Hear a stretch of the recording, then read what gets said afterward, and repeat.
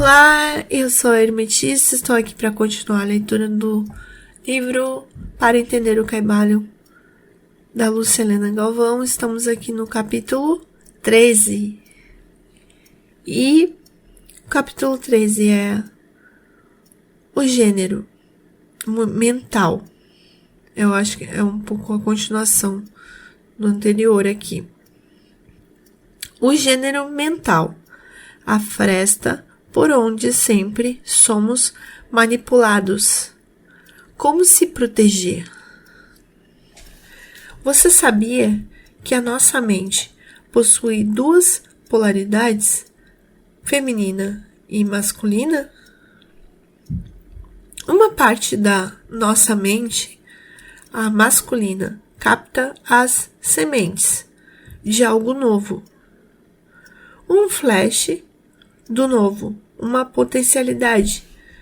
A outra parte, a feminina, acolhe este flash e dá a ele um berço, onde é alimentado e tratado, até que possa tomar corpo suficiente para vir ao mundo como uma ideia completa e viável.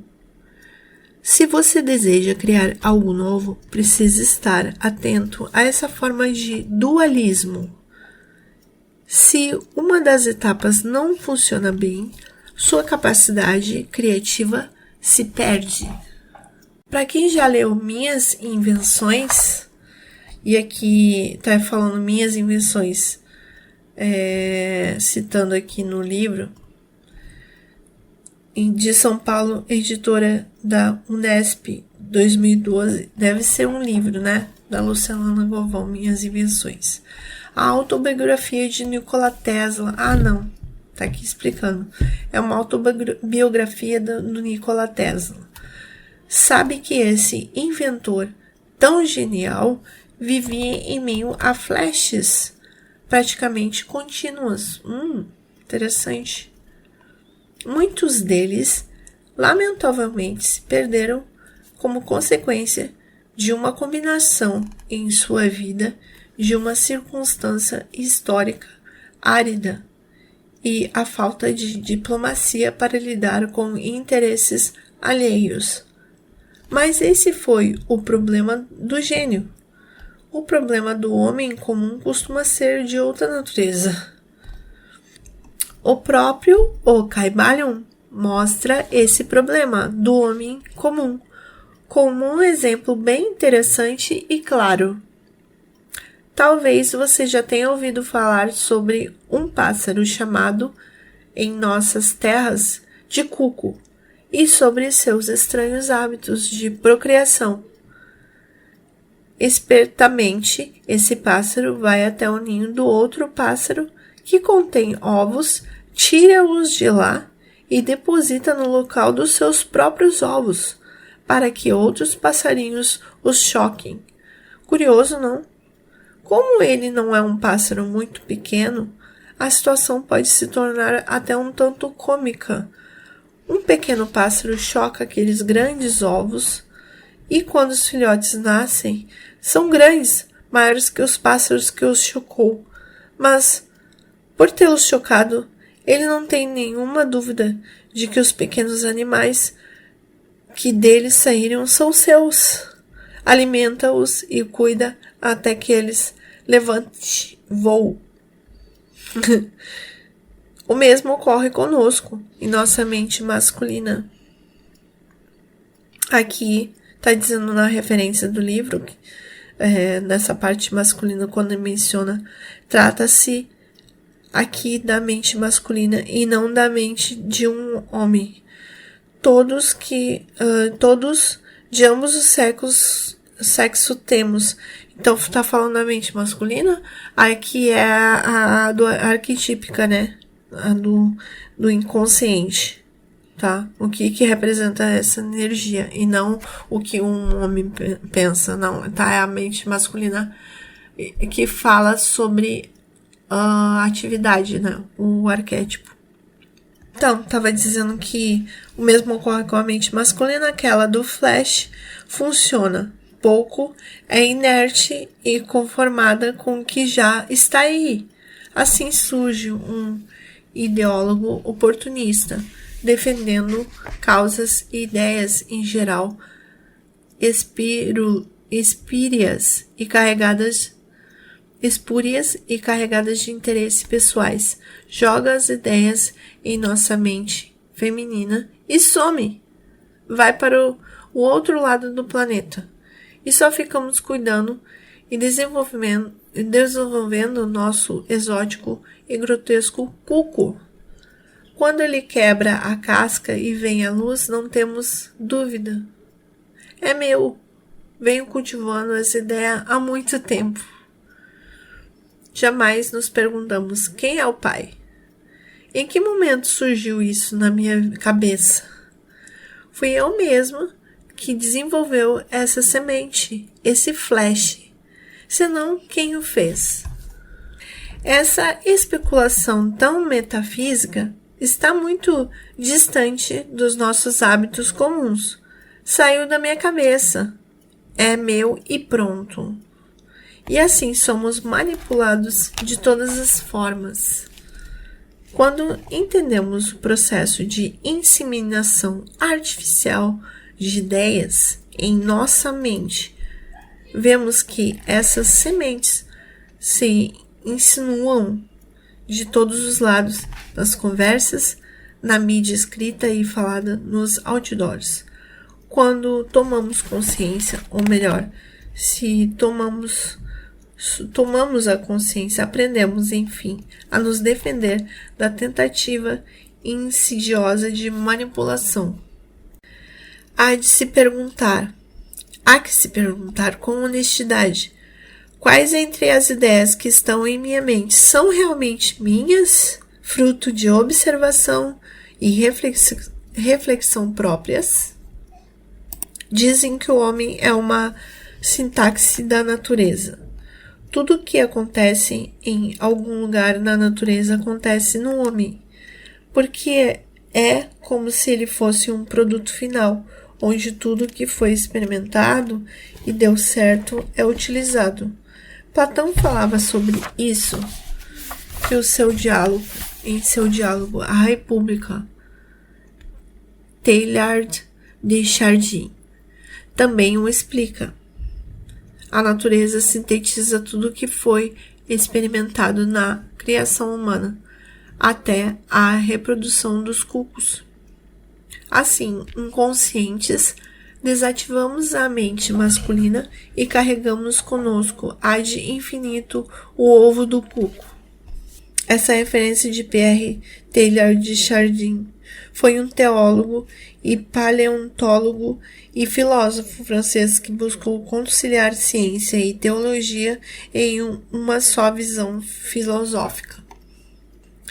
A consciência é capaz de conhecer em si o ego e o eu, nomes utilizados em que o trabalham para distinguir as mentes feminina e masculina. Então, ego e eu. Como já explicamos, o ego seria a matriz mental feminina que desenvolveria projetos de todos os tipos, tá? O útero ali, a parte feminina. E aí dizem que seria o ego. O eu seria o masculino, que projetaria ideias para que o feminino as desenvolvesse e criasse estado e fecundação. Mas a maioria das pessoas guiadas pelo coletivo, entre chaves aqui, inertes, vagarosas ou pouco uso da vontade própria, são quase totalmente dirigidas por mentes alheias, apesar de inconscientes disso e plenas de fundamentações para explicar o suposto pensamento próprio. Imagine alguém que desperte para a vida em um trem em movimento. Não lembra como chegou ali, mas percebe que a viagem será longa para emitir um juízo sobre o mundo do qual acaba de despertar.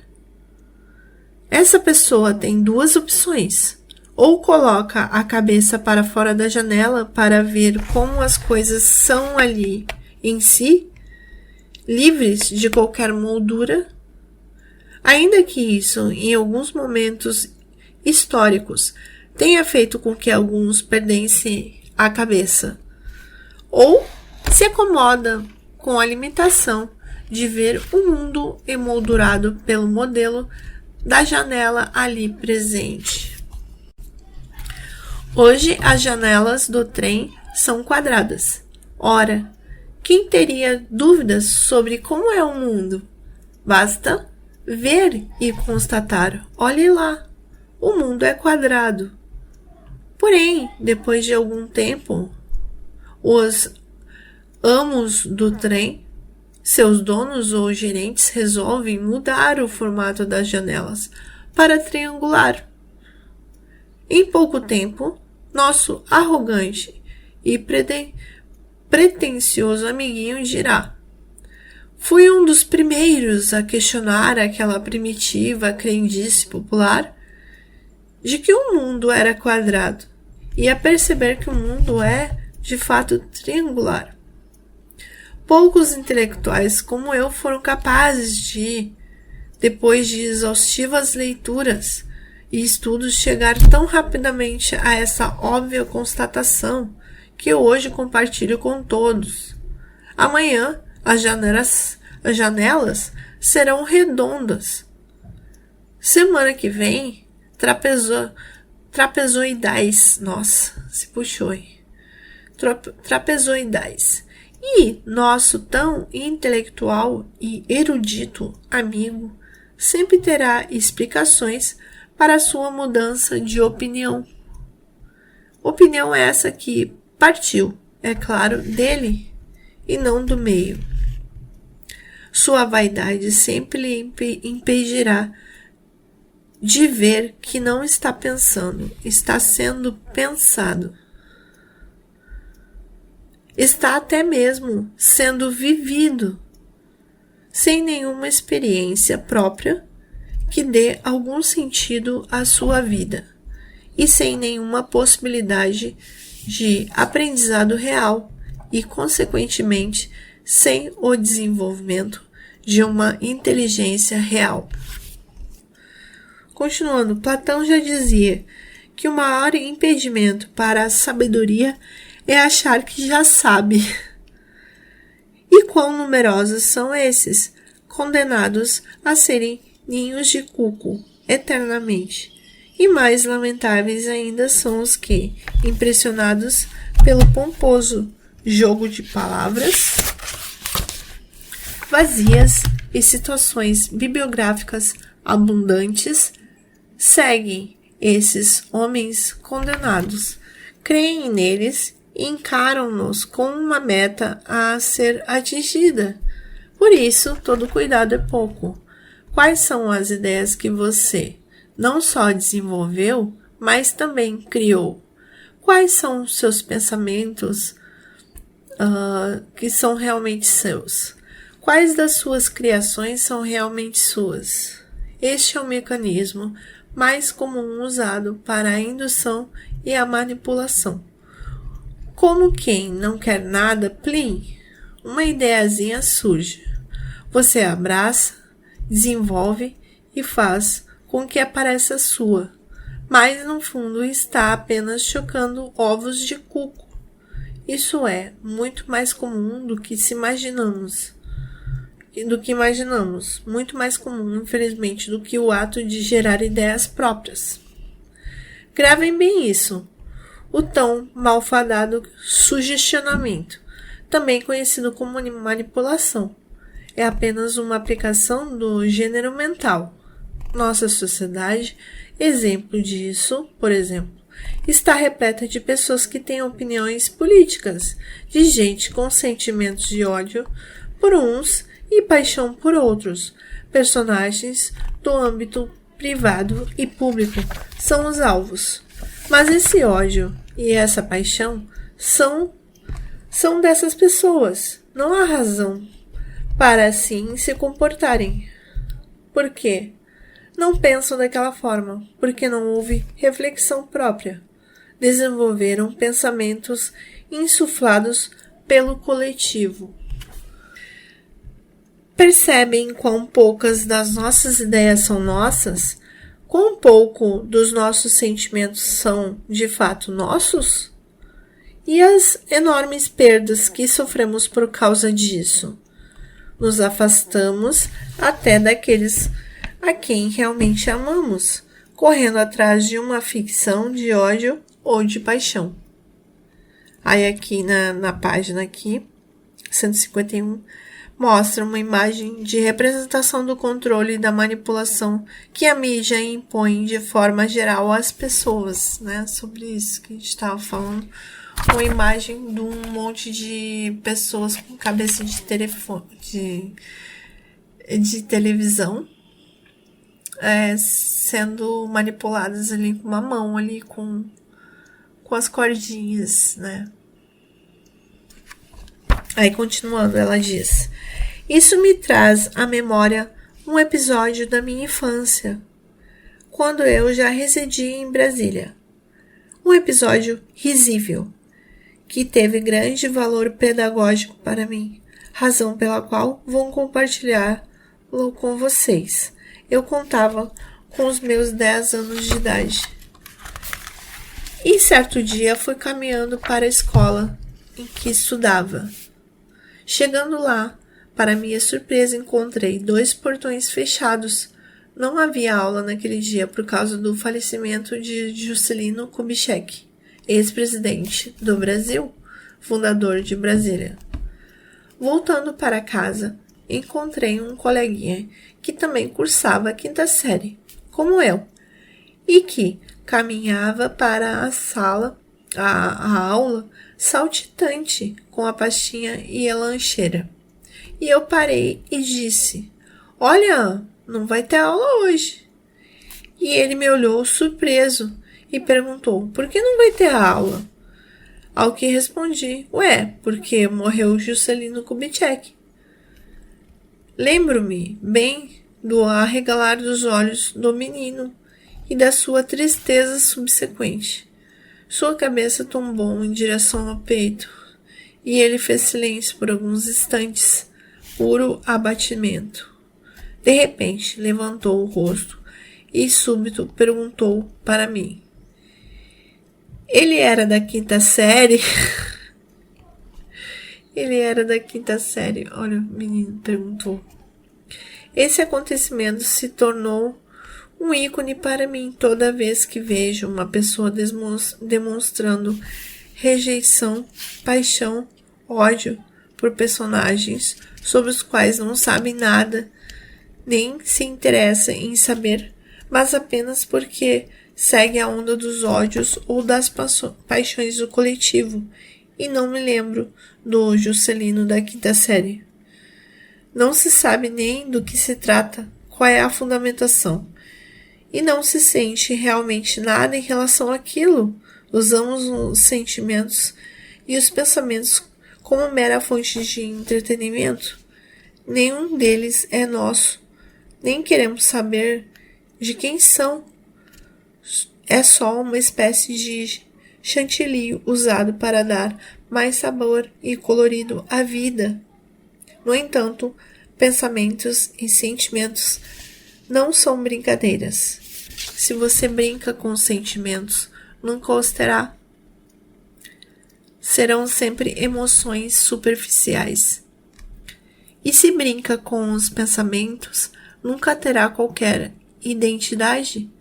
Será uma espécie de fantoche, guiado por interesses em geral espúrios, pois não acredito em manipuladores bem intencionados. Será vivido em vez de viver. Não posso deixar de sentir uma terrível nostalgia quando penso naqueles homens que amavam as ideias e dedicavam a vida a elas, aqueles gregos apoiados em suas clines que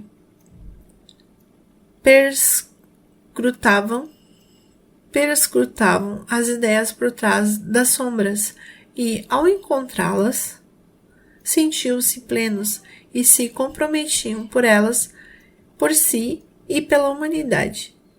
Eles não eram ficção, eram mais reais que nós.